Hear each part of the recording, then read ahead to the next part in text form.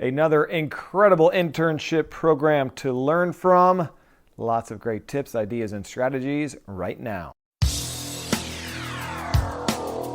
And here we go. Be sure to visit soundmind.app, peachjar.com, and nicholsstrategies.com. Advocating for public education, sharing our stories, and celebrating our schools, students, and staff. From crisis communications to media relations, social media, and everything in between. We're here to give you the best strategies, tools, and techniques to help you help others. Welcome to the School PR Podcast, brought to you by Peachjar, SoundMind, and Nichols Strategies. Here's your hosts, Matthew Jennings and Ryan Ferran. And welcome back. Great to have everyone. Today's podcast is a webinar from our National Communications Internship Collab, and we had a great guest speaker, Alicia Mowry, who is the president of OSPRA, Ohio School Public Relations Association, and is the director of public information at the Delaware Area Career Center, and just does a great job with her internship program. Her setup and her organization is a little bit different, but she has so many really good ideas, so I wanted to bring that to you guys. If you haven't set up an internship, I want to point you to episode 105. There's many ways to do it, and you're going to hear another really good way today.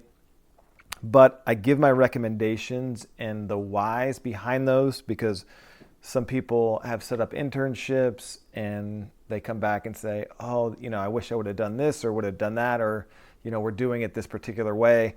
And so in episode 105, I really explain the whys behind my recommendations. So before you launch into any internship, listen to episode 105. It'll save you a lot of time, energy, and it'll make your program even more efficient, which is the whole purpose of having the internships, not only to help students, educate and mentor them, give them another great avenue to do some of the work we do, but to save you time and really help promote your district and accomplish all your communication goals. So check that one out. Another one, if you haven't listened to yet, you will regret it if it happens to you and you haven't done it yet. Our very latest episode before this one, 107, where we have attorney Harold Freeman on talking about First Amendment auditors. And if it happens and you're not prepared, you're going to really kick yourself, because there's some easy things you can do, but know the law, know what you can do to set it up. So if you haven't listened to that, I'd actually stop this one and go listen to 107. Harold says it's just not a matter of if, it's a matter of when. And he gave some really great practical advice, great conversation.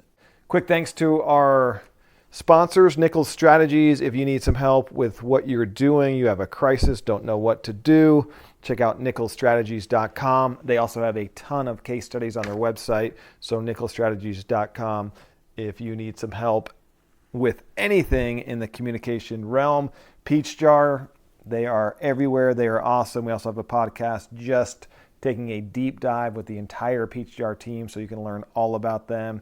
Check out Peachjar. They do the online digital flyers. It is a time saver and very efficient, and they have a bunch of new exciting tools to help people and school districts coming out as well. And check out soundmind.app if you need to get some mental health help and programs in your district. They have all of that taken care of. Check out soundmind.app, and do us a favor, if you would, give us a like on social media. We have an Instagram, we have a Facebook page, Twitter, X, all that fun stuff. We post some clips from the show, keep you updated on webinars and all that. So please give us a like on social media. I would greatly appreciate it. If you are interested in creating an internship, just joining our internship collab, we have it's pushing 200 people in there from all over the country. So many really good ideas, different formats, strategies to work with students and amplify your district's voice 5, 10-fold. It's incredible. We'd love to have you. Check out the link. If it's not in this episode yet, the description, check out previous episodes. You can join. It's free. We do webinars, check-ins, and meetings, and it's pretty valuable for those interested in internships. All right, here is Alicia Mowry. All right, welcome to the meeting, National Communications Internship Collab. Great to have everyone here. We are thrilled to have Alicia Mowry here today as our guest speaker out in Ohio. Also, the president of OSPRA. That is very cool. I didn't even know that. But I thought Alicia would be great. I think it was our last meeting, and we were in the small groups, and you had some really great ideas that you were doing with your internship that I wrote down and plan on stealing right away. So I begged you to do a presentation on your internship, and you graciously agreed. So I really appreciate it. So I will turn it over to Alicia. Thank you so much for being here. Absolutely. Thanks for having me. And I've stolen ideas from this group already. So I know a lot of you are doing really great internships, and some of this stuff you might hear it and you say, oh, of course I'm doing that. But if there's any small tips or tricks you can steal, I'm happy to hand them over. I'm going to share a presentation only because I'm a really visual person. I like to see what people are doing. And let me see if I can, we tested it. Promise it worked. See if that works. And this will also keep me on track because I will otherwise ramble. Nice. All right. So our internship program, I'm going to spend, I even have a little table of contents. I'm going to spend just a minute talking about how our school operates, because Ryan and I were just talking about this ahead of time. We're a little bit different than some traditional K-12s. So it's important to know that going in, because that does impact how I find my interns and how we use them. But then we'll talk about how I do find them, the kind of work they do for us, the resources that I share with them to make it happen, how the district benefits, what's in it for the interns. And then I did ask them for a little bit of their feedback about, what should I share with this group? As interns in this program, what would you want them to know? So DACC in a nutshell, like I said, I'll keep this short, but we are a career and technical education school. So some of you have CTE classes built right into your K-12 district. When it was decided in the 70s that we needed career technical education in my area, they built one district that's shared by 12 different high schools. So students can choose to come here. We're still a public school, but it's just like if a student signs up for music or jewelry making that's right down the hall, they can sign up for biotechnology or welding or firefighting, and they go down the street. So we're just an offsite elective that's shared among all of these different school districts. So we're located just north of Columbus, Ohio. We have about 2,500 students, and we are growing rapidly. We're at capacity, so we're just trying to increase our facilities and how many programs we have. We also have about 500 adult students. So our high school students follow a normal high school schedule. And then in order to offer more programs, when the normal high school day ends, we have some classes only for senior students that go from about 2:45 to 5. And then at 5 p.m., adult students come in and they take classes till about 11 p.m. And then we have classes for adults that run on the weekends. So we kind of run 24 hours a day, which is just a really cool resource for the community. Like I said, we're an offsite elective. We're a school of choice, but still a public school. And most of our students are juniors and seniors. So just keep that in mind. Our public relations department focuses on enrollment outreach, because students have to know this is an option in order to sign up for it.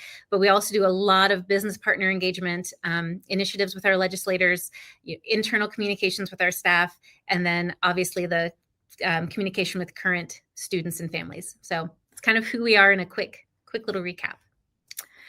So how we find our interns. Because we're a school of choice, we have what we call an ambassador program. And I've been with the district for about 15 years. I inherited this program.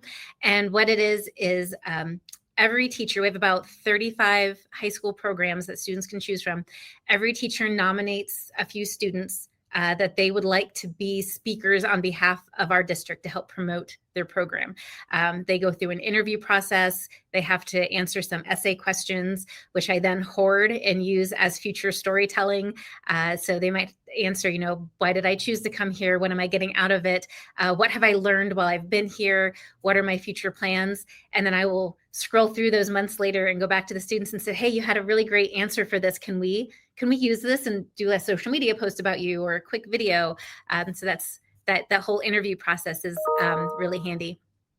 And then they undergo a 1 to 2 day training of just public speaking. How do we talk about our school? What is our vision and mission at our district?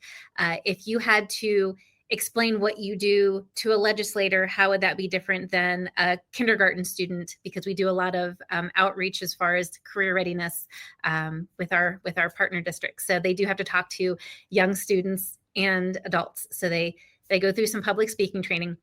So out of that ambassador program, there's usually 70 students in that program. I will just sort of naturally find some students who are good at communicating or want to rise above and do more, and they'll kind of naturally fall into some initiative that I'm working on. So there's that group that's already kind of raised their hand and said, hey, I want to be involved. We also have a digital design class. It's like digital communications. So again, this goes back to students choose to enroll in one of our programs and have sort of this focused, they kind of load their elective credits into a focused program. So digital communications is one of those programs. So these are students who are basically, training to do what I do. So I'll go into that program and say, hey, I'm launching a podcast with our superintendent. Who's interested in podcasting? Who's studying this and has experience with it? And they'll become my podcast interns. Or I have a video I need to make, and they'll sort of naturally bubble up from there. Out of that class, though, there's usually one or two students who I call them my lead interns, so that I'm not constantly reaching out to 20 or 30 students. I have one or two who become those lead interns, and those are the students that I will email and I'll tell them, hey, I have this project.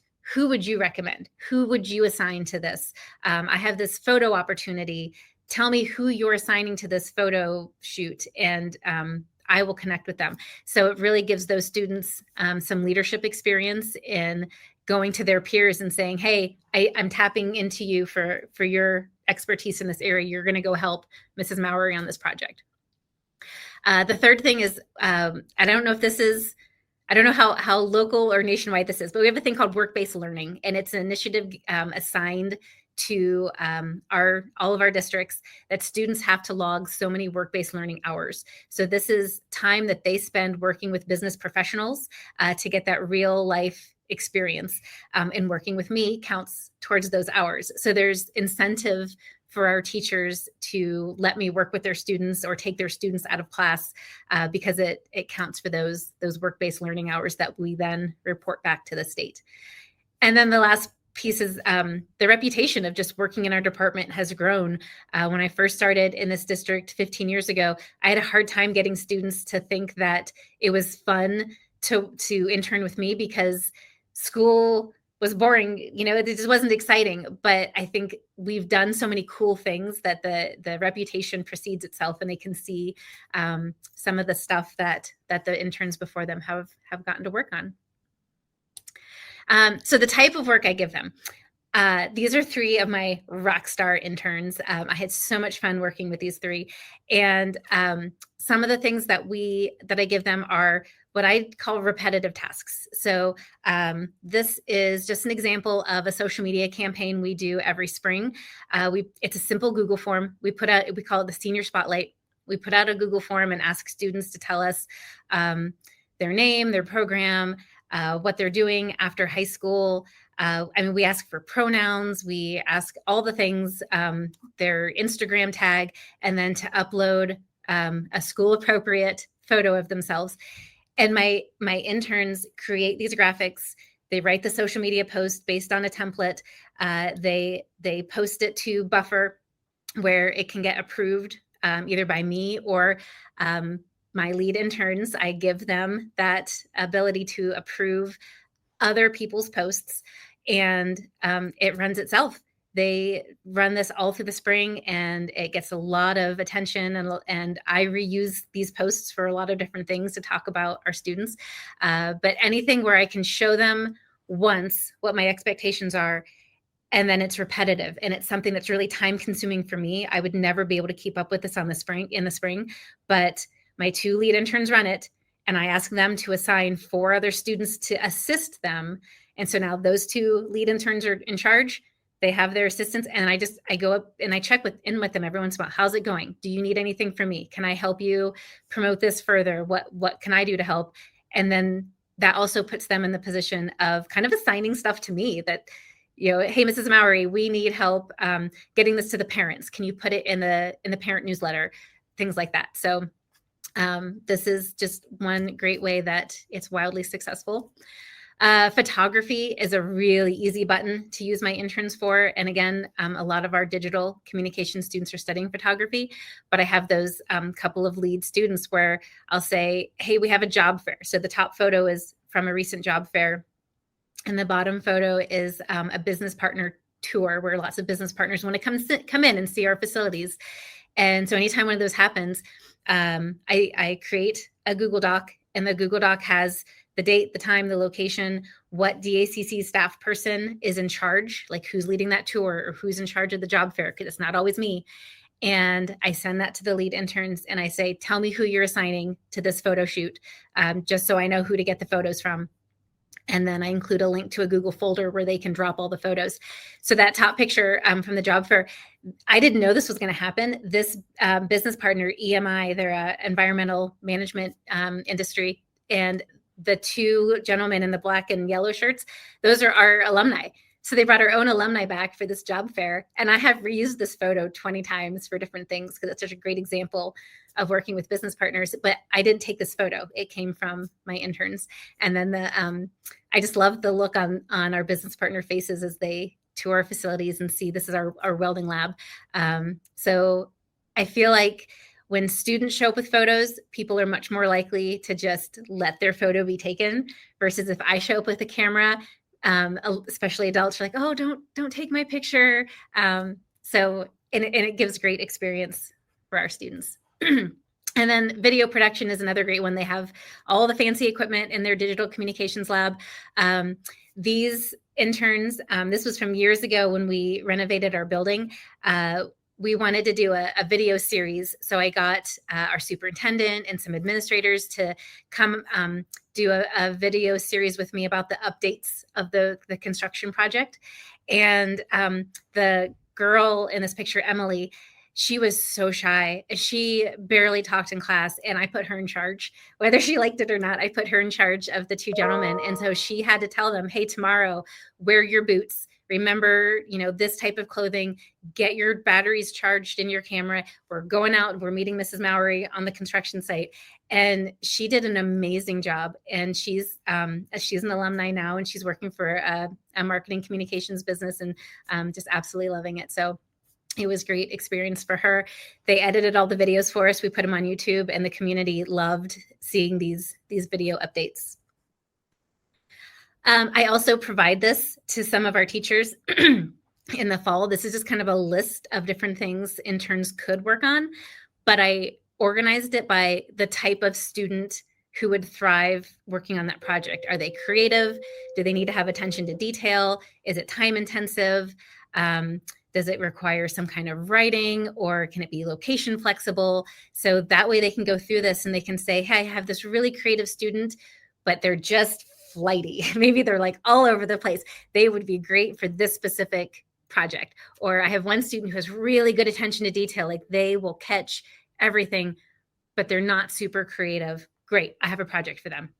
So they're able to kind of look at this and feed me the types of students who would thrive in any one of these projects. So some of them are, we have the job board promos. We host a job board on our website for community partners or business partners to post open job positions. But that's one of those repetitive, time-consuming things where they fill out a form, we have to post the job, and then promote it. And I can ask my interns to sort of handle that repetitive task for me. The podcast recording, those senior spotlights that I showed you earlier. So those are all options on here. Some of the resources that I use with them. I tell my students, look, I know you know how to use InDesign and Photoshop and Illustrator. I love all of those tools, but the best way to share design resources is through Canva. So if you do work with me, it has to be done in Canva. That way we can repurpose things and share them. So I have a Canva class. We have Canva for Education, and I have a Canva class that I add them to. So if you don't have it, it's free to you. Make sure you get the free version. We use Buffer for our social media posts, and we're looking at class intercom. I'm talking to them later this week. I love our class intercom reps, that we may be shifting, but right now we use Buffer. It works the same way. They have moderated access. So my lead interns, anything they post, they know that I need to approve it, but anything that the interns under them post, they have the ability to approve it. And my rule is like, you can't post your own stuff. I have people look at everything I do. I don't want you to have that responsibility to feel like you're the only one who has eyes on your work. So there's different levels of approval. We have a Google Drive. That's where they can dump photos. That's where we share notes. If we have a timeline or a process for projects, it's all in there. And I know Remind has just been purchased, but we use Remind for text and email. I usually send them an email with the details, and then I text them and I say, hey, check your email. There's a new message in there. And that tends to work really well for them. So as a district, some of the ways that we benefit is we have boots on the ground. I mean, and I know you are all in the same boat. Sometimes we work on these really high level projects. We're stuck in our office. We're only talking to the superintendent and some other administrators, but they keep me grounded, and they are my boots on the ground, that I have students I can go to. I have a reason really to go out into the high school and talk to them. So they keep me really connected with the student body. They give me a lot of fresh ideas. They are not yes people. So I'll run ideas past them and they'll be like, no, do not do that. And I say, okay, I hear you. Some of them do become future freelancers. So this presentation is all about the unpaid interns, but those three students, the three ladies I showed you earlier, two of them have graduated and have become paid freelancers for us. My boss will not approve more staff in my department, which I totally understand, but he did approve a budget for a consultant or a freelancer. And so I shopped around and I looked at different companies I could hire.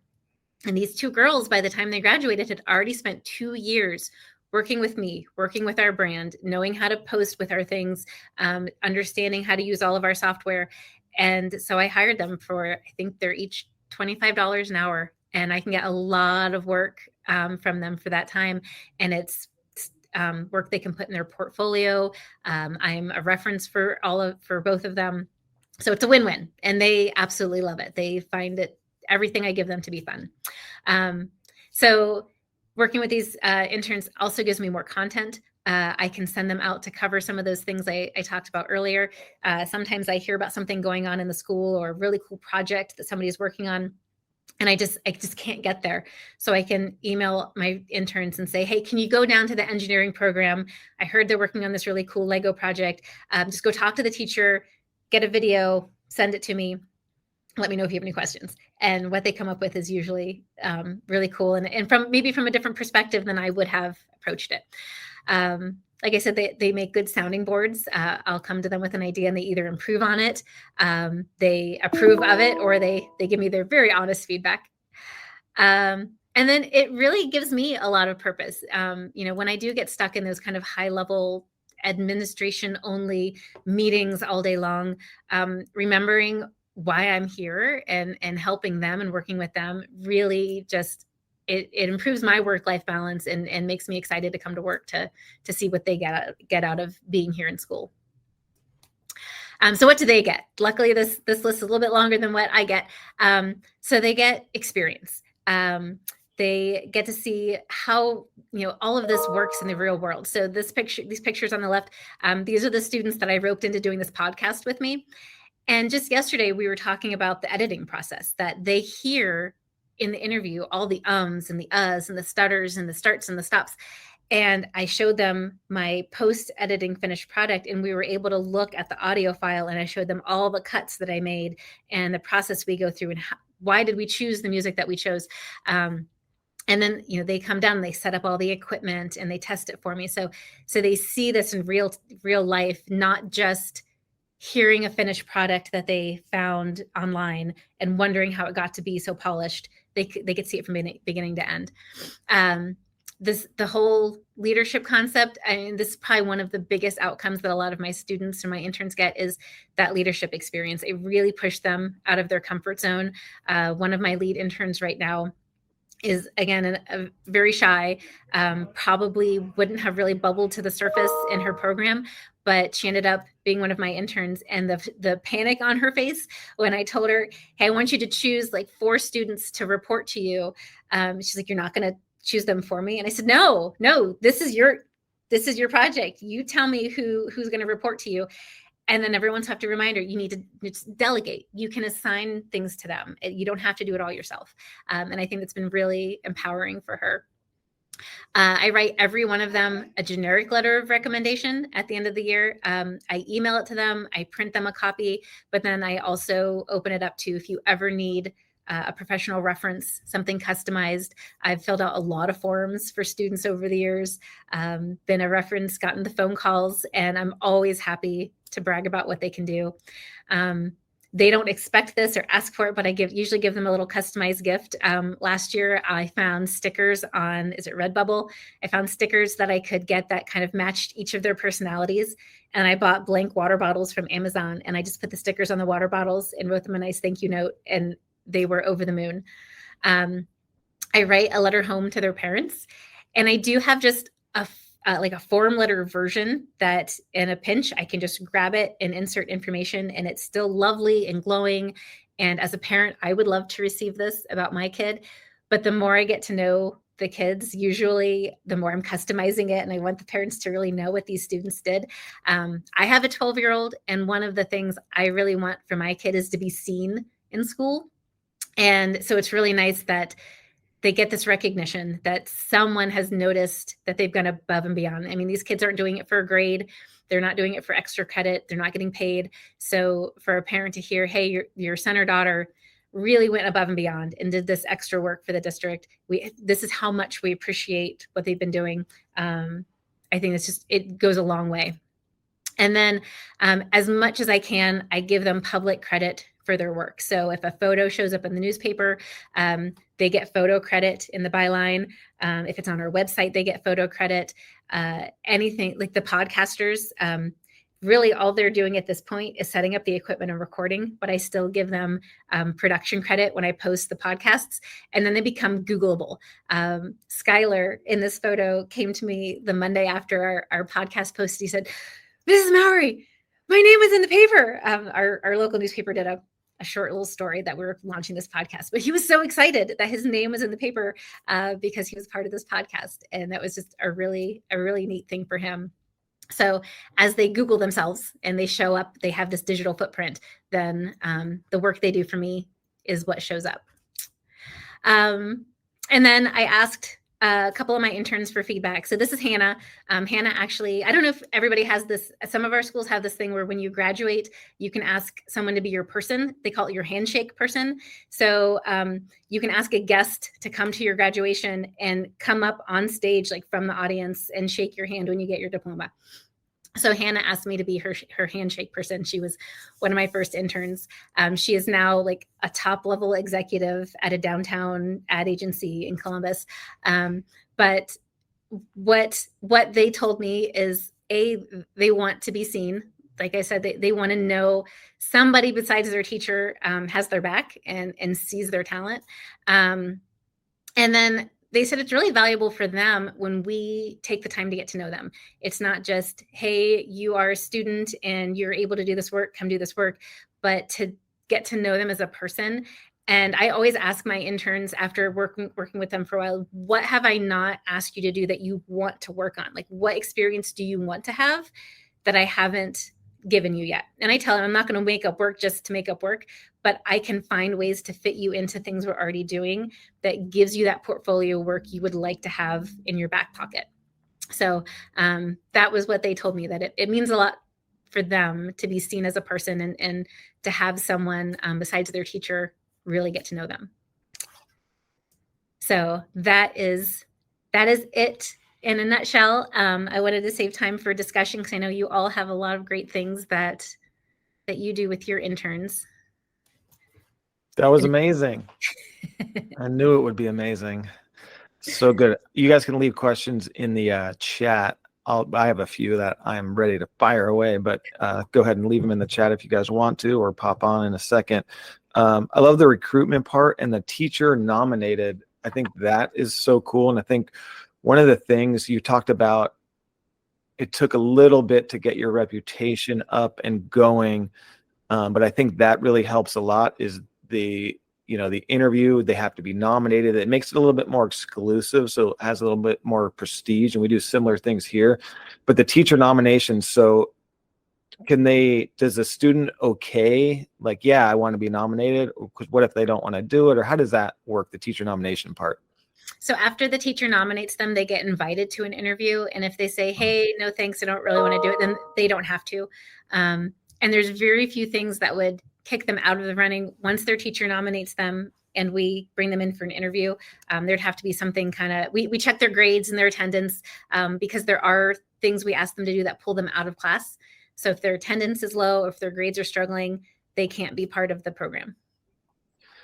That's awesome. I just think it's, even if they never get into your program, it must be so nice to have a teacher endorsement saying, I nominate you. I think you'd be great for this program. So, I mean, even if it doesn't work out, I think that's amazing. It's like when we do the interviews, if a student never makes it in, at least they have the experience of going through a panel interview and answering questions and dressing up. So I love that. Yes, Sarah was asking how many, and I had the same question. How many students do you have in your program? So in working directly with me, I try to have no more than maybe 6 go-to people. So I'll have 6 interns that are my lead people. And if they need to bring in additional help, if they need to assign projects, then I empower them to do that. So we may end up, throughout the course of the year, I may end up working with 20 or 30 different students, but it's those 6 lead interns that are in charge of helping me find the additional support. Oh, that's interesting. Carla was asking, struggle with students finding time and getting excused from class to manage projects. How do you manage their time in class? And then how do you hold them accountable if they don't follow through on an assignment? So the time away from class kind of goes back to how we're structured. Our students come for a 3-hour time slot in the program of their study. We call ourselves a super elective. So if they're in that digital communication program, they're in that class for 3 hours. So it gives them a lot of flexibility to come and go. We also, with this work-based learning, have the ability for students to go off-site. So even if they're not working with me for work-based learning, they might not come to class that day. They may go to a different company and work with that employer as part of their class time, as part of their assignment. So that makes us really flexible. But I also give projects to students that don't have to be done during class time. If they want to work on it remotely from home, they can do that remotely from home for those students who don't have that flexibility. And then holding them accountable. Luckily, that doesn't tend to be too much of an issue. Most of the students, by the time they've made it to me, whether it's because a teacher recommended them or they've gone through the interview process, they've kind of been vetted. But on the few occasions that's been hard to find somebody to follow through, I either lean on the teacher and have that teacher kind of give them those reminders. Or there was one time when I basically just abandoned. And I said, all right, abandon ship. This kid's not going to finish it. I'm either going to power through and not ask them again, or I go to someone else and say, hey, can you jump in and help out? So they are in a class for you then? So it's not a class with me. The digital communication class is one of those 35 programs that we offer. And so there is a teacher for that program. And I'll lean on that teacher to kind of give them reminders and keep them on task. Yeah, one advantage we have, the way we format ours, is as an after school. Mm-hmm. So if somebody is not kind of doing things or making the grades, so to speak, we just, because they're not in a class, we just kind of say, come back when you have more time. It's usually a time issue where they're trying to do 4 different things. They're in band, they play soccer, and they're trying to squeeze us in too. So we just kind of, that's the nice thing about not doing in a structured class. You're not going to have kids sitting in the back of the class not doing anything. It's kind of like, you're not cutting it. We got to cut you, so to speak. So that's kind of an advantage. the way we have it. I love just the Delaware Area Career Center, what you guys do, that whole philosophy. I think that's super cool. So you have team leads. That's something we kind of developed over the years too, which is, you talked about what they get in that leadership. That has really worked well for us. Do you have any like other team managers and stuff? You said you kind of pick them to do different projects. Mm-hmm. Can you elaborate a little bit on getting them that leadership experience, which is so important? Sure. So the natural, I shouldn't say the natural leaders, because I really do push them to be leaders, but the students who their first year working with me tend to follow through and meet those deadlines. And frankly, the ones who respond to my emails, the ones who will communicate back with me, I will go to them that next year and say, hey, I'll just ask them, will you be one of my lead interns? Will you help me train the next upcoming group? Will you be my go person? You're going to be the person I look for when I come into class, and they look for me. I come into class and I see their head pop up and they're ready. You know, this is Mowry came to talk to me. I'm ready to do whatever it is that needs to be done. So there isn't really a formal process other than I kind of identify the people who could use a little bit of push, but also I know are reliable, or the ones that kind of bubble up to the top as leaders and just ask them. Yeah, that's awesome. We have this very similar concept where we had a student managing editor who is like the highest person that oversees our individual team managers. Then we decided to do kind of two managers, but they're basically our leads. Same concept where they oversee, they help stuff, and they're the first line of whether it's editing, copy, proofing stuff. And that has saved us a ton of time, and it also gives them that leadership experience. So that's great. Sarah was asking, do you have any prereqs for your interns to get in? Do they have to have any qualifications or meet any standards? Nope, they don't have to have any qualifications or any certain classes. I really only approach the kids who I think can handle whatever project that we're working on.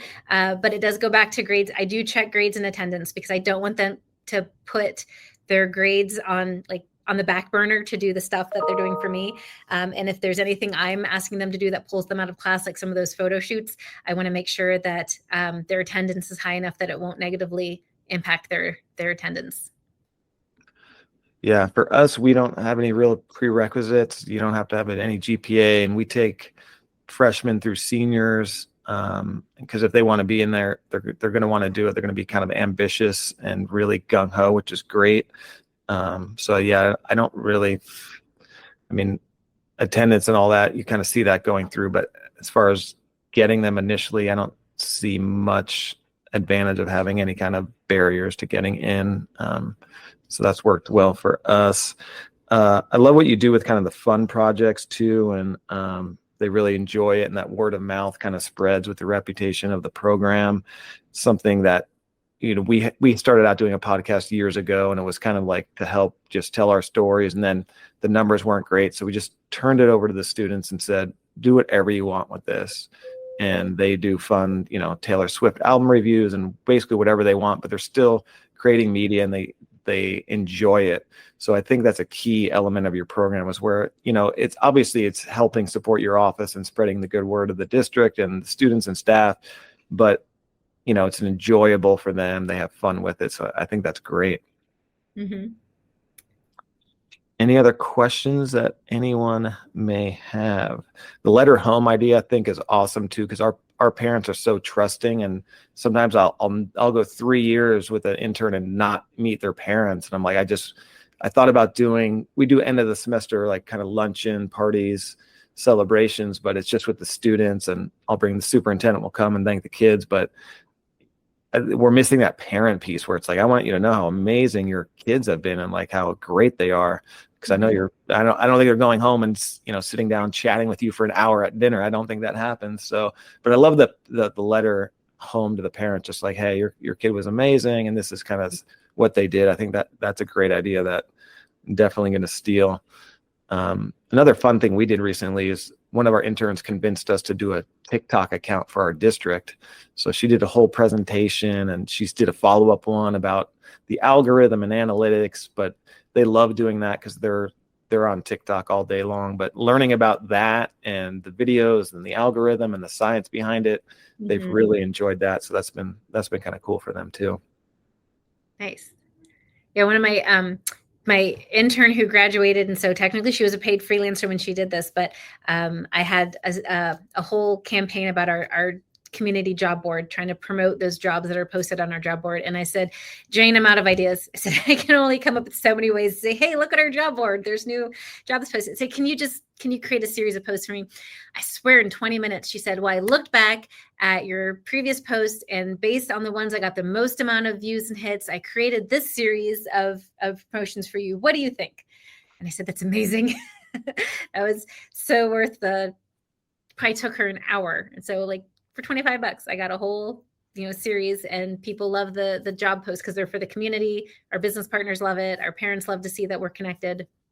So it has a lot of payoff. The one project you did too, with the kind of the senior shout outs with where they're going and the template kind of work, I think that's so great too, because that's something, you're right, it is time consuming. You probably couldn't do it yourself because it's going to take forever, but to have somebody, simple form, but to do that work, plug in the templates, the kids get to see themselves, their parents get to see them celebrated. I think the return on investment is great. And for some of those students who may not be the most outgoing, but they have something, a task, it's kind of graphic design. I think I love that idea as well. And the students create their own template every year. So they create the design template. It's theirs, and there's one template for each year. So, on Instagram, on the grid, they always do like the down arrow for last year, a blank spot, and an up arrow for this current year. And then the new template starts. And at the end of the year, I take a picture of all the students who worked on it and celebrate them on social media, say thanks to these interns for running this campaign for us, and congratulations on a job well done. I think giving them you can design this just makes them so much more into it, appreciate it, and they see their work. And so it's great to have concepts for them, but I totally agree that they have to have some creativity, some ownership and control. We recently started doing a magazine, and somebody asked, why isn't the feather on the front, like our kind of district emblem? And it was like, because the students designed it, they're putting in all this work, and we had that conversation. So they get to have ownership on it, but they feel so much pride in it because they created this. They weren't told just to plug in these things, copy and paste. This is how exactly I want it. Giving them the freedom, I think, makes their work so much more enjoyable. So I love that philosophy that you have with them. Absolutely. We even had, we have a cybersecurity program. And so one of our students was really into spreadsheets, really into, all the detail work. And she created this elaborate spreadsheet that we just keep reusing every year, where it'll assign a person to, it's the form when you submit the Google form for your senior spotlight, it drops into this Google sheet. And she created all these like little algorithms. So it assigns it to a person. And then as you create the post or you schedule it and you check things off, it'll tell you in the first column what's left to do. Like, this is incomplete. You still have to design the graphic. It's incomplete. You still need to do this. Well, now it's complete, and the whole thing turns a different color. So she built that spreadsheet for us, and we use it every year now. That's incredible. Do you take just juniors and seniors? So most of our district is made up of juniors and seniors. We have a couple of programs that are freshmen and sophomores. So that is one advantage to us. I would totally work with freshmen and sophomores if we had more in our district, but most of our students are juniors and seniors. Yeah, that makes sense. For other districts, they have access to their high school district. They'll have all grades, but they just do juniors and seniors. I totally go the other way. I take all grade levels, and I've said this before, but I'll say it again. Take them as freshmen, sophomore. By the time they're juniors and seniors, they're amazing. They're so honed into your program. They're the intern leads. They're running the thing. So even though they have a little less experience, I would take young as you can, just because they'll learn more. And we've had students, several, that have been in us from freshman year to senior year, and they are just amazing by the time they're done. I could only imagine like having a couple of years with them. Then they know you, they know your processes. So Carla, are the kids only covering the high school, or do they go out to other schools in the district? So for most of the projects they do for me, they're covering our high school events. But we do have some from that larger ambassador program. If you remember at the beginning of the presentation, we have like 70 ambassador students. They get trained to go out into our associate districts, our partner schools, and do some of that like career readiness curriculum with our younger students. So that bigger group of students is used to do that. The ones that intern specifically with me, mostly about our district. Our interns, we have 11 schools, one comprehensive high school where all our interns are at, and they cover primarily the high school because that's where they're at, but we do make sure that we cover the middle schools and elementary schools and events, back to school nights.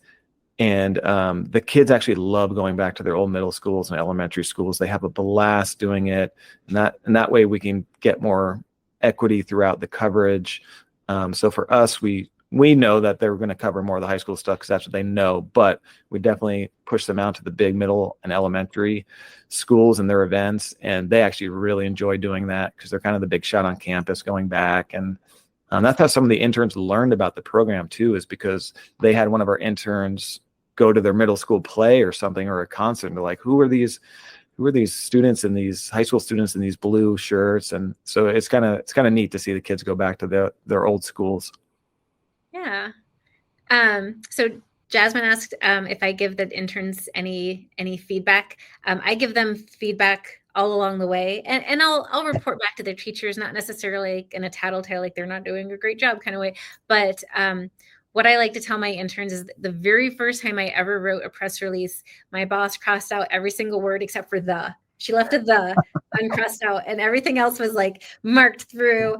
So, and that was so helpful to me because she sat down and explained to me why it just didn't work. It wasn't a good press release. So I tell them that, and I give them feedback along the way, whether it's, let's do a better job on grammar and spelling in a writing piece, or, hey, this doesn't really match our brand, but here's how we can adjust it and improve it. And I think they appreciate that. We just sit down and have those candid conversations. That's a hilarious story about your first press release. So embarrassing. Oh my God. I had a similar one when I was interning for a news station. I wrote this script on this high school football player, and I showed the sports director, who's the nicest guy, brought me along, and I exaggerated some of the numbers so they're more round, like he rushed for 1,000 yards. He's like, is this the numbers? I said, well, they're kind of close. And he just takes the script, throws it, and goes, you can't do that. And I'm like, well, it's just more round numbers. I was rounding up. He's like, that's not. But that lesson stuck with me ever since, him just throwing my script and being like, what are you doing? And it's powerful. We do work critiques in our meetings, usually weekly. So if somebody does a video, we'll put it up, and we all go around and we'll let the other interns critique. We try to tell them, lead with some of the positives, and then say, maybe here's some of the changes.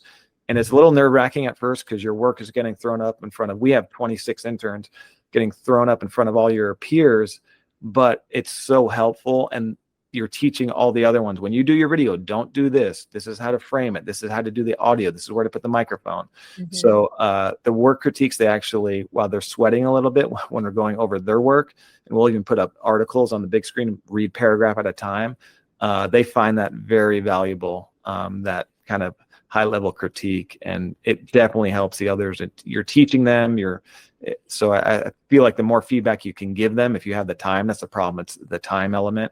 But the more feedback and critiques, the better. And I find that a lot of our critiques are more on professionalism than on the actual work. Like, they're really talented kids, but the first couple of times I had them do a video project where my superintendent was the talent.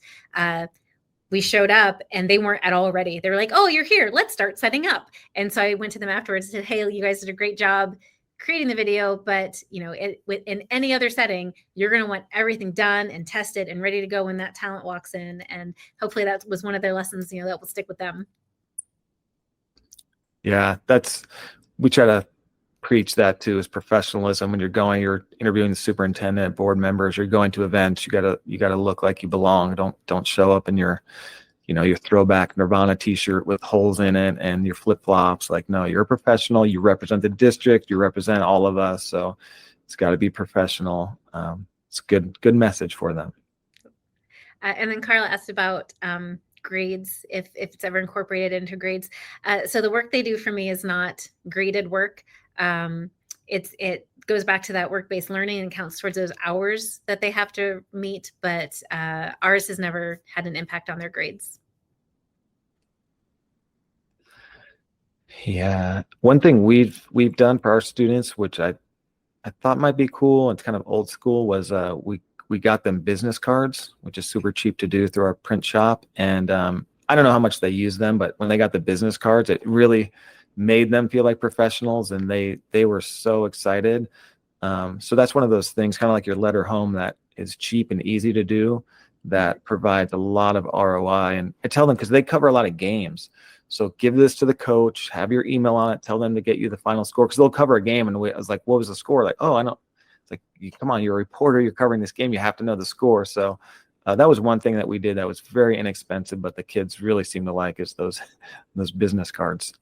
I like that idea. I did press passes one year and got like the little lanyards with the little plastic covering, and said, you're going to be out and about taking photos, and I thought it was the corniest thing in the world, and they were going to roll their eyes at me, but they loved it. And then life just kind of got busy, and I didn't do it the next year. But I like the business card idea.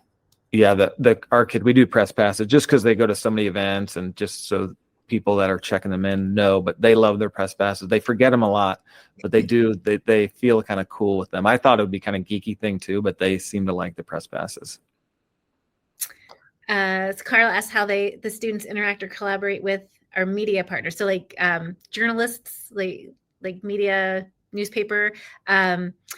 So the students that I know, whether it's from the ambassador program or just my intern program, are always my go-to students, because I know they can speak on behalf of the district. So if a reporter comes in and has just kind of a general story that they're doing, and they need just a student quote, they're the ones I pull, and I say, hey, I'm totally putting you on the spot, but can you come and talk about this topic? So I don't know if that was what you meant with that question, but I mean, our students do a great job, and that's part of their training too, at the beginning of the year.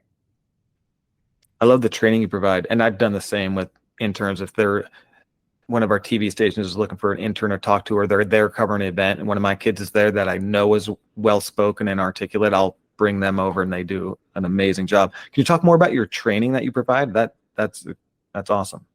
Sure. So at the beginning of the school year, we do pull them out of class. So we've debated trying to do this over the summer, like right before school starts, because I hate pulling them out of class more. But right now, we pull them out of class. We have a big meeting space, and we kind of go through some of the talking points of who we are, our vision and mission, some of the questions they may get from community or any different audiences. But then we get them up and moving, and they have to introduce them, almost like speed dating. They have to introduce themselves to the people around them. They have to go through some different kind of scenarios and practices. I've had them, give the same description of what they do in their lab to different age groups. We kind of just give them that opportunity to get up and talk into a microphone. A lot of these students have never spoken into a microphone, and just it can be really awkward if you've never done it before. So we just go through different scenarios of things situations they might be put into. And how do you set up your Google Drive? So right now it's just basically a Google folder, and I have, for every school year, I have a folder for interns. And then I give access to any of my interns that need to get into it. So for like that senior spotlight campaign, there's one folder for that. There's a document with a timeline, who's doing what, contact information for everybody. And then, you have, just like with any Google form, you have the folder with the responses and all the graphics and everything underneath that. Yeah, we've been using Google Drive for years in our program, and it's amazing just because you can dice it up by each semester, each year, and then different projects. And Google Drive has been great for an internship program for sure. Absolutely. Are students using their own iPhone to shoot photos and videos, or do you provide equipment? So we provide equipment for our students. If they're from that digital communications program, their cameras are nicer than mine, so they have better equipment than I do. And that's part of why it's such a big benefit to assign them those photo shoots, because for the education, it's educational equipment. They invest in better equipment than what I have. So they have their own stuff. One of the first trainings we do is, because most of our kids have phones, is smartphone, how to use it to the best of your ability and the apps and stuff. And then over the years, we've slowly acquired a couple cameras and stuff that the students can rent out. So it's kind of a hybrid, but don't feel like you need this stockpile of cameras and stuff to start your program. Just start it, get what you can get, talk to some of your media production classes if they have hand-me-downs, or try and get a budget. But we started basically with nothing and slowly kind of added up in our program. So, and the students, a lot of them do have their own equipment. They have their own phones. They have nice cameras. So don't let equipment be a barrier for your program. Carla, you get the award for most questions asked and most interest. We appreciate it. You came prepared. Sounds like you're on the verge of starting your own internship like tomorrow. Love it. Love it.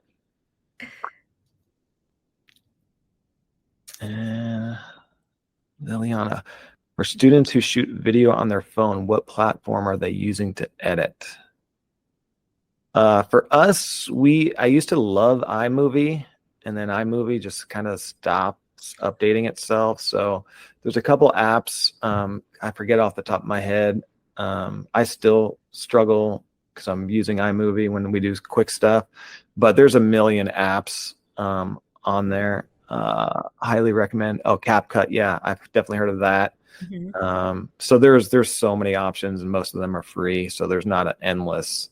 Oh, Sarah doubles the recommendation on CapCut. I'll triple that on CapCut. Oh, nice. I'm gonna write that down right now too myself.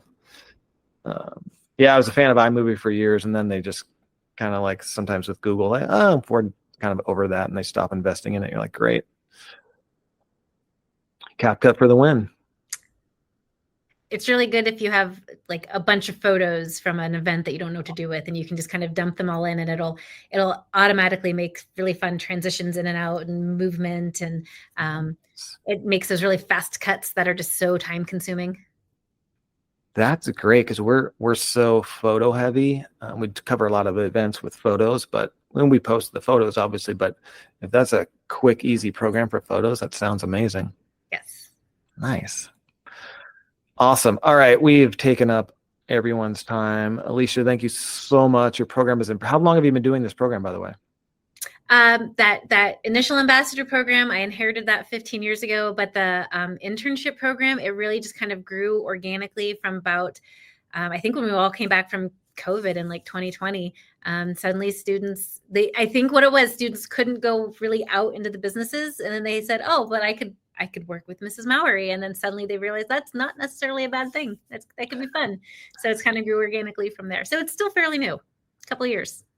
Yeah. And like you said, in their feedback, I think doing the bonding activities, we kind of start out doing a question, a bonding, then we'll do like dog meetings at the park, but stuff to get to know the kids better, I think helps a ton. And Amber and I think she hopped off, but one of our interns came running up to us last week at an event. I was like, what? Super excited that she got into Berkeley, and was like, the most exciting thing. It was the coolest thing because she was so excited to tell us that she got in. And so that's the fun part. We do our jobs, but working with students, mentoring them, and then having an impact is beyond rewarding. So I'd encourage everybody. It's the best part of my job for sure. Absolutely. All right, Alicia, thank you so much. If people have any questions for you, how can they get in touch with you? So my email is, I can say it. Oh, here, you know what? I'll just put it in the chat. You can shoot me an email whenever you want. There. If you want to grab that before any of us log off, I'm always happy to talk about interns and students and what we do, or career tech in general. So feel free to shoot me a message. Awesome. Can you put the link to your slides in the chat too, real quick? Is that possible? Yes. And I agree with your point on Canva, because we tried with our magazine. One of the students wanted to use InDesign. I'm like, fine. And it was a disaster because nobody could edit it besides him. So we reverted to Canva, and it's just so much easier for project sharing and getting multiple people in there. So that's good advice there.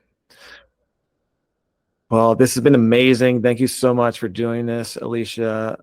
Terrific program. Your students are lucky to have you. You have so many creative ideas that I know we're all going to be stealing. And this is the advantage of, people have internships in this group, but just learning different quick little ideas to help kind of make your program more effective, more rewarding for the students. So great information, great job, and thank you so much. Thanks for hosting, Ryan. Always appreciate you getting us together. For sure. My pleasure. Thanks, everyone, for joining, and we'll be in touch. Maybe we'll have one more meeting this year, squeeze one in. If not, we'll be back in action next year.